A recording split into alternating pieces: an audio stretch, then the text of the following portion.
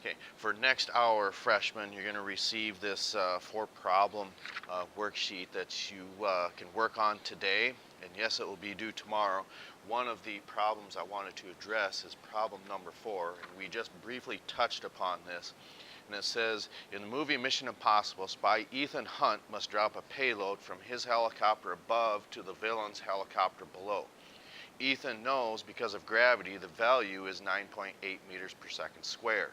Approximately how high above the villain must Ethan be to drop the payload of 6 tons or about 26,400 kilograms? Remember, because of gravity, the payload will drop approximately 9.8 meters for every second. What is the force of the payload on impact, and what is the momentum of the impact 2 seconds later? Neglect the forward motion of the payload upon being dropped from the first helicopter.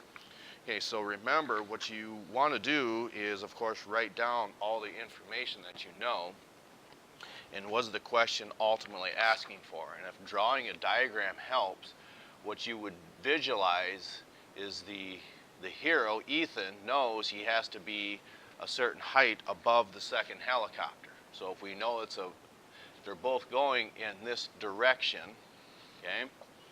So when that happens, we know that because of gravity, for every second that elapses, we're going to see that object move 9.8 meters. That's a little too much. Let me shrink that a little bit. Okay. And then here's our second helicopter coming by, and another 9.8 meters. Okay. So remember, all this is being dropped in 2 seconds. Okay, so the information that we know is because it's meters per second squared, we know the acceleration is 9.8 meters per second squared. We know the mass is 26,400 kilograms. And we said neglect the forward motion, so we know the initial velocity. So we'll let you figure that out. What we need is the final velocity, because it's asking for the momentum and then also the force.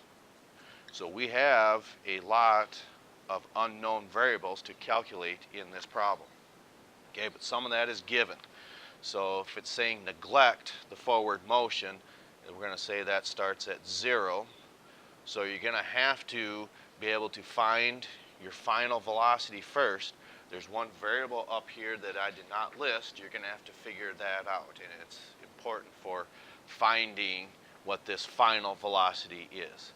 So number 4 on here might be a little tricky, and then number 1,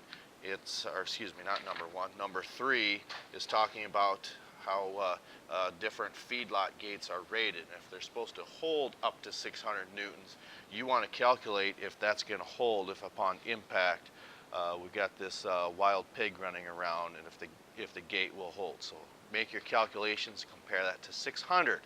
We will talk about any questions you have tomorrow.